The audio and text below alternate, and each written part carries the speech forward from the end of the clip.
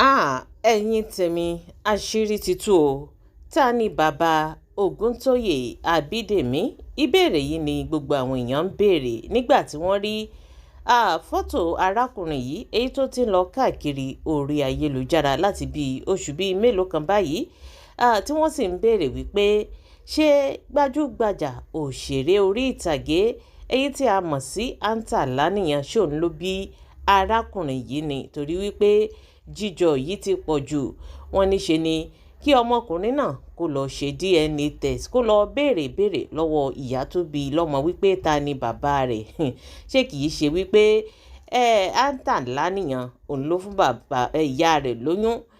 Wọ́n ní kó béèrè ìbéèrè yìí lọ́wọ́ ìyá tó bí i lọ́mọ, torí wípé eyín ò gbọ́dọ̀ jọyàn tó báyìí, àtorí àti kọ́lọ̀ ara àtẹ̀yìn jú àtẹ̀yìn gbogbo ẹ̀ pátápátá a sì sọ̀rọ̀ sí òní arákùnrin yìí tó sì jọ gbajúgbajà òṣèré Anta Lánìyàn.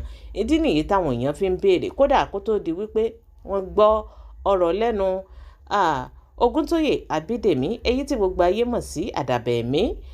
Ó ní àwọn èèyàn ti ń sọ wípé arákùnrin yìí jọ, nígbà tí wọ́n tún wá gbọ́rọ̀ lẹ́nu rẹ̀ wọ́n wá rí wípé lóòótọ́ o, ẹ wò ọmọkùnrin yìí ní láti lọ ṣe DNA test lóòótọ́. Ṣùgbọ́n ní báyìí ọmọkùnrin wa ti jáde o, ó ti jẹ́ ká mọ ẹni tí bàbá rẹ̀ jẹ́. Ṣé lóòótọ́ ni Anta Lánìyàn òun ló bí arákùnrin yìí? Ẹ jẹ́ ká gbọ́rọ̀ lẹ́nu Àbídèmí fúnra rẹ̀. Ìjọra yìí, semblance yìí, kí ni nǹkan tí ó mú wá fún yín? Oore wo lẹ rí ń bẹ̀? Ògo ni Daddy Anta o. Ògo ni. Tó bá ní pé ògo ni èèyàn, ògo ni Daddy Anta.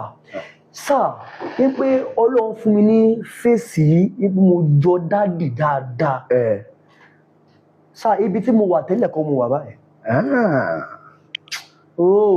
Sáà ibi tí mi ò tí ì débi tí mo fẹ́ dé o, àmọ́ mo ti kúrò níbi tí mo wà tẹ́lẹ̀, ó ti yàtọ̀. Nísìnyí báyìí sáà, I'm graced débi pé àwọn èèyàn ti ń pè mí ní celebrity because of ohun tí kìíní ti fún mi sáà, ó ti di everywhere. Instagram gbé, ipò ojú ì lásán, Instagram gbé, TikTok gbé, Facebook gbé, àwọn blogger lọ́tùn lósì wọ́n ṣe kí ni wọ́n gbé sáà. Ó dẹ̀ jẹ́ tó yípo tó máa ń kọrin ẹ̀mí sáà, ó jẹ́ kí gbogbo àwọn churches kọ́ máa pè mí. Ọmọ tó jọ Daddy Anta yìí, ẹ máa bọ́lógún máa ń kọrin, ẹ wá kọrin fún wa. So ó dé everywhere. Ọmọ ìjọba Anta Lánìyàn kí ló máa ṣẹlẹ̀? Ọjọ́ tí bá lóye ọ̀fẹ́ ní pé mo wà pẹ̀lú dádì, ọjọ́ yẹn ni àjọyọ̀ tí inú mi máa dùn ní ayé. Àjọyọ̀ tí inú mi máa dùn nípa ọjọ́ yìí tó bá gẹ ṣé inú mi kò ní kọsẹ̀. Ní pé mo wà pẹ̀lú, mo wà lẹ́gbẹ̀ẹ́ wọn, wọ́n fà mí, wọ́n dì mí lọ́wọ́ mú. A jọ jókòó, dádì ní pé ọmọ yẹn gbà, ẹ máa lo ọmọ yẹn náà. Wọ́n ìjọ sí ẹ̀gbìn. Inú mi á dùn gan. Tí ẹ ti wà tí ẹ ti ń gbọ́ ẹkúlé ní akíára léwé wa ní akíára tí wọ́n bọ̀ lójú ọ̀nà. Fọ́tò ọ̀dọ́mọkùnrin ni àwọn mú káàkiri social media, tó bá ti wá gbé sí apá kan wọ́n mú ti gbajúmọ̀ òṣèré tíátà ní Anta Lánìyàn agbésẹ́gbẹ̀ wọn ni ìjọra ipò àbákọ bí ẹni àbí grandson ẹni àbábígbẹ̀yìn ni, àti wá rí Àdàbà Ẹ̀mí lẹ́ni ní ọ̀dọ̀ màmá wa mọ́mì wa Reverend Mother Kẹ́hìndé Ọ̀ṣọ́bà àwọn èrè tó sìn lọ́jọ́ bíi Àdàbà Ẹ̀mí o. So àjọṣepọ̀ wọn àti màmá èrè tó sìn gbogbo náà la máa gbọ́n bí àjọṣepọ̀ wọn àti Anta Lánìyàn ọgbẹ́ náà ni a máa sọ, tá a máa tú yẹ́bẹ́yẹ́bẹ́. Ẹ kú kalẹ̀. Yes sir. Orúkọ tí lẹ́kùn rẹ? Orúkọ tèmi ni Ògúntóyè Àbídèmí tí gbogbo yẹn mọ̀ sí Àdàbà Ẹ̀mí. Wọ́n tún máa ń fún mi ní stage name ọmọ Anta. Àdàbà Ẹ̀mí yẹn ṣé olórin ẹ̀kọ́ fújì ni ẹ̀kọ́ jù ni àbí olè ńkọ́ ń bẹ̀? Olórin ẹ̀mí ni mí. To God be the glory náà. Ara ìránṣẹ́ Ọlọ́run náà ni mo jẹ́, tí Ọlọ́run ń darí, tí Ọlọ́run ń lò, tí mo jẹ́ ọmọ wòlíì Ọlọ́run gangan alààyè. Ẹ ti wá bẹ̀rẹ̀ à ń kọrin yìí ó tọ́dún mélòó? Ó ti tó ọdún mẹ́ta sá. Professionally sá. Iṣẹ́ mi ń kọ́, iṣẹ́ mi náà ń lọ papọ̀ pẹ̀lú ẹ̀. Wòlíì àbí? I don't call myself a prophet torí pé inú ni gangan ni wòlíì wà. Bẹ́ẹ̀ ni, ó dìgbà tí èèyàn bá ṣe ohun tó fẹ́ ṣe níwájú ẹ̀dá ènìyàn, àwọn èèyàn ló máa ń sọ pé ẹni wòlíì gangan ni. So I don't call myself a prophet outside. Ẹ̀yin tẹ́ bá rí mi sà, ẹ máa ń gbọ́ wòlíì lọ́mọ ẹ̀. Mo rí pé mo tọrọ àpá láìpẹ́ yìí níbi kan tí ẹ ti ń ṣe menstruation àti pé orin yẹn yàtọ̀ bẹ́ẹ̀ ṣe ń gbé kalẹ̀ ẹ kọ́ díẹ̀ fáwọn èèyàn kan mọ̀ pé eléyìí yàtọ̀ sí ti àti ń gbọ́ tẹ́lẹ̀. mo ti ẹ̀kọ́ kọ́kọ́ jáde láìpẹ́ nínú prógámù lákùn tá a ṣe yìí. Olúwa gbé mi náà sókè, Olúwa gbé mi náà sókè, má ṣe mí lóhun èlò lásán fáwọn tó ti gòkè. Olúwa gbé mi náà sókè, Olúwa gbé mi náà sókè o, má ṣe mí lóhun èlò lásán fáwọn tó ti gòkè. Ajáde mọ̀mọ́ tán lé onímàjẹ̀mú ògo rere. Ọlọ́run mú sórí mọ́ládé, Ọlọ́run akíntóbi Àjàyí Àwòjíbíkà, Ọlọ́run adé Ọlọ́run náà mímọ́, asákè àtò asákè àwọn àsádì náà. Mọ̀nàmọ́ná tí máa ń ṣojú ọ̀hún yẹ̀rìyẹ́rí, Ọlọ́run Abímbọ́lá, Ọlọ́run ọ̀ṣọ́ba ẹ̀mí tó sìn abiyamọ. Má bínú pé mo bá láyé mo pè ọ́ lórúkọ, orúkọ làpọ̀ ọba ládéládé. Ajáde mọ̀mọ́ tán lé onímàjẹ̀mú ògo rere, orúkọ tèmi ní àdàbà ẹ̀mí. A ṣe ń bọ̀. lẹ́ndí sàlàyé mi yẹn báwo ló ṣe wá iṣẹ́ ilẹ̀ sọ́ra yín àbí àwọn ọ̀rọ̀ wá ẹni eléyìí is not ordinary ó yẹ ká máa pè báyìí. Àdàbà ẹ̀mí was given to me by my spiritual father. Ọlọ́run ẹ̀rí táyé jà. Bẹ́ẹ̀ ni. tó bá gbìyànjú ládàbẹ̀ ẹ̀mí kí ló rọ̀ mọ́. Ìtumọ̀ àdàbà ẹ̀mí ni wípé ṣẹ́rí Ọlọ́run ò lè dìdí wá sísàlẹ̀ láti wá fún yín ní mẹ́sẹ̀gì. Àwọn áńgẹ́lì tó lówó máa ń wá sílé ayé pé lọ jíṣẹ́ fẹ́ ni báyìí ni wọ́n ń pè ní àdàbà ẹ̀mí. Mẹ́sẹ̀njà láti ọ̀dọ̀ Olúwa ni, áńgẹ́lì kan ni ó dẹ̀ dá yàtọ̀, kò dẹ̀ ní àbàwọ́n, funfun dẹ̀ ní àdàbà ẹ̀mí. wọ́n lè ní ọjọ́ ìbí. Bẹ́ẹ̀ ni sà. bó ló ṣe wà lọ́kàn yín pé today is my birthday kí ló ṣẹlẹ̀ gan. Ṣẹ̀rí láti àárọ̀ báyìí inú mi ti àti 12 tó ti lù báyìí inú mi ti ń dùn, kódà gan sà mo ń rí àwọn nǹkan kan. Ohun tí mo dẹ̀ rí ni pé mo ń lọ nínú àyè ńlá tó pè ní ó jẹ́ ọjọ́ ológo tí mo ti retí mí 11 ó dẹ̀ bá mi ní àyè, ó bá mi ní àlàáfíà. Ọlọ́run tún ṣe ohun tí mo ti jẹ lẹ́ni Ọlọ́run ìgbádùn èní ó yàtọ̀, ó ní pẹ́lẹ́. Bẹ́ẹ̀ ni sà. ṣé máa ń wo fíìmù Yorùbá. Dáadáa sà. ẹ máa ń wo dáadáa. Dáadáa. wọ́n pọ̀ kankan ní yántà lánìyàn gbajúmọ̀ ńlá nínú iṣẹ́ tíátà ni. Bẹ́ẹ̀ni. ẹ ti rí bàbá inú fíìmù tó lóbìnrin tẹ̀ ti ń rí. Mo gbọ́ ọ ti wà tipẹ́ nínú fíìmù. so ẹ bá ń wò wọ́n ìgbó tiẹ̀ wá sí inú àríwòye àbí ọkùnrin pé bàbá ìṣe wọ́n jọ bàbá yìí ẹ̀rọ bẹ́ẹ̀ ní sá.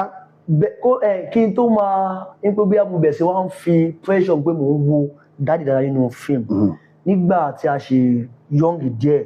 So mo join àwọn tíìmù kan tá a máa ń ṣe skit. So ibẹ̀ làwọn yẹn ti discover pé ojú yìí ó jọ ojú anta ẹ jẹ́ máa pọ̀ mọ́ ní young anta káfí máa ṣe skit ńgbà ẹ̀ ṣáṣẹ́jọ́ máa ń ṣe ńgbà ẹ̀ kò ṣáà kò ní mínì sẹ́yìn àbí. kò ní mínì sí èmi ṣàkàn tí ẹ̀ ń ṣe kíní. So gbogbo ẹ̀ wá sọ pé ohun ìjọ anta ó ti pẹ́ tó ti máa ń sọ ọ̀rọ̀ yẹn fún mi gan èmi tó wá lè bá mi ó ṣe wá jọ ọmọ àṣé nǹkan kan sì ń bọ̀ lórí gbólóhùn yẹn pé ó jọ anta Ọláníyan. So and then àwọn kó má lè kó bí irun yìí bí a tó fi dáàdì mo ṣe ń ṣe bẹ́ẹ̀ kọ́ sá o láti kékeré mi sà ìyá mi màmá mi gangan abiyamọ ọmọ ń bá wa ń gẹrun bàbá mi ṣẹ́kù ló ń bá wa gẹ̀ ọmọ ń pè ọkọ ní bàbá mi ṣẹ́kù. kí ni ìtumọ̀ ẹ̀sìn. ìtumọ̀ ẹ̀ ni wípé gbogbo bí ràìsà á dán awakù kékeré ní ìgbà ọmọ á mú kílípà yẹn ó ní kílípà yẹn ṣe wà ló ti bàjẹ́ bó ṣe wà lé ọmọ á fi la pátì yẹn báyìí. ta ló ń ṣe. ìyá mi ni sà. bàbá làwọn ni. ẹ wò ó gbogbo nǹkan ni mọ́ èmi kó mọ́ra gbogbo nǹkan lọ́ máa láìka ń gbé kọ́. àwọn tí máa ń la pátì yẹn láti kékeré. So bàtà wa ń dàgbà ń gbọ́ mọ́ mi ẹ̀ lè má bá mi máa gẹ irun mọ́ big boy tí dédé wọ́n á gẹ́ ti personal barber irun yẹn mo aṣèkè mo á ń gbé dàgbà di. kò ṣe pé wá torí pé à ń ta láti ẹ̀ báyìí. mi ò tí ì mọ̀ láti gan gbà láti mo ti ń gbé. ṣé tí wàá láǹfààní àti pàdé dáàdì rí sá. mi ò tí ì ní àǹfààní àti pàdé. àbí fámìlì nìyí ni. fámìlì sá. rárá. ara sá. ọmọ olúwo lẹ́yìn. ọmọ olú Èkìtì ni mí Ìlàwọ̀ Èkìtì. à ń tà sí rèé ọmọ Òṣogbo òròkì bíi àsálà ni. bẹ́ẹ̀ni. ṣé ẹ wá ti pàdé rí. ààrẹ ti pàdé nínú ẹ̀mí ni. inú ẹ̀mí la ti pàdé lójú oorun. ó yá bó ló ṣe wáyé. mo fẹ́ mọ̀. lójú oorun mo gbé dáàdì dì mí mú ọ́ dì mọ́ mi wọ́n tó fà mí láwọn onítíátà wọn ẹgbà ọmọ yìí ẹ máa lò ọmọ ó jọ mí mo fà á lé mo dẹ̀ máa ń gbàdúrà pé kálá yẹ kó wá sí ìmúṣẹ. ṣé ok ẹ̀yin náà ṣe tíátà mọ́ orin ẹ̀mí mi kí wẹ́n mo ti ń ṣe bó ó wù mí láti ṣe nígbà tẹ́ wá lálá ẹ̀ ẹ pàdé yántà lójú àlá nínú ọ̀ràn ṣe wá ṣe tọ̀ ṣe tiẹ̀ àníyàn ìgbìyànjú lẹ gbé lórí ẹ̀ láti fi wá sí ìmúṣẹ. ìgbìyànjú tí mo gbé ni wípé mo gbìyànjú ẹ̀ pé láti máa post dádì máa tag dádì wípé kí n tiẹ̀ get audience yẹn láti ọ̀dọ̀ wọn kí dádì pè mí kọ́ ó jẹ́ ohun tí mo so nípa pé ìgbìyànjú ẹ̀ pé mo ṣàmìyàn pé mò ń ṣe dáadáa lórí online TikTok káwọn àwọn fáǹsì mi gẹ̀rẹ́ wọ́n tún wá tágì dáàdì ṣe gbogbo ẹ̀ so ó jẹ́ ìgbìyànjú tí mo dẹ̀ ṣe ń try láti gbìyànjú. ọ̀rẹ́ tẹ bá yọ̀ǹda láti kí ló máa ṣẹlẹ̀. ọjọ́ tí ti bá lórí ọ̀fẹ́ ní pé mo wà pẹ̀lú dáàdì ọjọ́ yẹn ni ọjọ́ tí inú mi máa dùn ní ajé àjọyọ̀ tí inú mi máa dùn nípa ọjọ́ yẹn tó bá gẹ ṣé inú mi kò ní kọsẹ̀ ní pé mo wà pẹ̀lú mo wà lẹ́gbẹ̀ẹ́ wọn wọ́n fà mí wọ́n dì mí lọ́wọ́ mú àjọ jókòó dáàdì ní pé ọmọ yẹn gbà ẹ máa lọ ọmọ yẹn náà. wọ́n ń jọ sí ẹ̀gbìn. inú mi á dùn gan inú mi á dùn gan. then ìjọra yìí semblance yìí kí ni nǹkan tí ó mú wá fún yín orí wo lẹ rí ń bẹ̀. ògo ní Daddy Hunter o. ògo ni. tó bá ní pé ògo ni èèyàn ògo ní Daddy Hunter sáà ní pé Ọlọ́run fún mi ní fèsì yìí ní pé mo jọ dáàdì dáadáa. Sáà ibi tí mo wà tẹ́lẹ̀ kọ́ mo wà báyìí. Sáà ibi tí mi ò tí débi tí mo fẹ́ dé o àmọ́ mo ti kúrò níbi tí mo wà tẹ́lẹ̀ ó ti yàtọ̀. Nísìnyí báyìí sáà I'm graced débi pé àwọn èèyàn ti ń pè mí ní celebrity because of ohun tí kìíní ti fún mi sáà ó ti di everywhere. Instagram gbé epo ojú ì lásán Instagram gbé TikTok gbé Facebook gbé àwọn blogger lọ́tún lọ́sì wọ́n ṣe kí ni wọ́n gbé sáà. Ó dẹ̀ jẹ́ tó yípo tó máa ń kọrin ẹ̀mí sáà ó jẹ́ kí gbogbo àwọn churches kọ́ máa pè mí. Ọmọ tó jọ Daddy Hunter yìí ẹ máa bọ́ lóko máa ń kọrin ẹ wá kọrin fún wa so ó dé everywhere. then àyípadà yìí bí oṣù mélòó ọdún mélòó bẹ̀rẹ̀ káyọ̀ bẹ̀rẹ̀ sí notice pé ní ọmọ Hunter ni. Ó bẹ̀rẹ̀ ní September 2025 rí. last year yìí náà ti ló bẹ̀rẹ̀ sáà. So láàrin bí oṣù September sísìn bí oṣù méje mẹ́jọ. Bẹ́ẹ̀ ni sà. Kí ni dada tó ti tì? Dada tó ti ibẹ̀ jáde ni wípé ibi tí mo ti máa ń gbàdúrà láti dé nígbè kí n ti gbé máìkì kí n mínísítà níbẹ̀. Ọlọ́run ṣe fíìmù yìí tí mo rí resemblance àti ògo yìí ó jẹ́ kí n tètè sáré dìde kó rọrùn fún mi láìsí stress. Màmá ẹ̀rí tó sì ń kọ́ bó ni màmá ẹ̀rí tó sì jẹ́ nínú ìrìnàjò yìí. Ṣẹ́rí ọmọ àpọ̀kọ ní abánigbẹ́rù kó sáré yá kíákíá. Destiny helper. Destiny helper. So I count her as my destiny helper. Sir, tí o bá ní ògo tó o bá ní olùrànlọ́wọ́ ògo ó ṣeé ṣe kí ògo ẹ má tètè bú jáde. So Ọlọ́run fi màmá ẹ̀rí tó sìn abiyamọ fi wọ́n ṣe tó mọ́mì mẹ́sẹ̀jì mi pẹ̀lú àwàyàn mọ́mí wọn fún yàn kó tó lè pa àwọn fún ẹ nọ́mbà personal number wọn mọ́mí ò ń ṣe take my personal number see me so place ọjọ́ tí mo dẹ̀ ti pàdé mọ́mí sà Ọlọ́run mo pàdé áńgẹ́lì ńlá kan áńgẹ́lì olùrànlọ́wọ́ màmá dà mí mọ́ wọn tán yọ mọ́mí dà mí mọ́ wọn tán gan-an sà tẹ́lẹ̀ ní sà. káwá wo ní semblance tẹ́lẹ̀ yìí tẹ́ni ṣé bàbá lè fi jọ ni àbí màmá. Nínú biological nínú family. Among your family yeah. Yes. My daddy. Bí wọ́n ṣe rí rè. Bí daddy náà ṣe. Sì bí bàbá bó ni ṣé àti Hunter ṣe tán ni. No. Ẹnu ṣé yìí béèrè. No kì í yẹ kó bí ọmọ gbogbo ìlú gan tó mọ̀. Pé ẹ̀ tí ẹ̀ family. Ẹ̀rọ mi ìdẹ́ ṣọ́ mú àlè. So ayẹ́pẹ́ lóòótọ́ ṣé méjì ni. Ọlọ́run máa ń dáyàn. Méjì ẹ̀yin náà gbà bẹ́ẹ̀. Bẹ́ẹ̀ni sà. So going forward gospel music bẹ́ẹ̀ni sà. In another 5 years mo ní káwọn ti bá retí ẹ̀. Kọ́ máa retí ohun ògùn ńlá torí pé I didn't relent and I will never relent.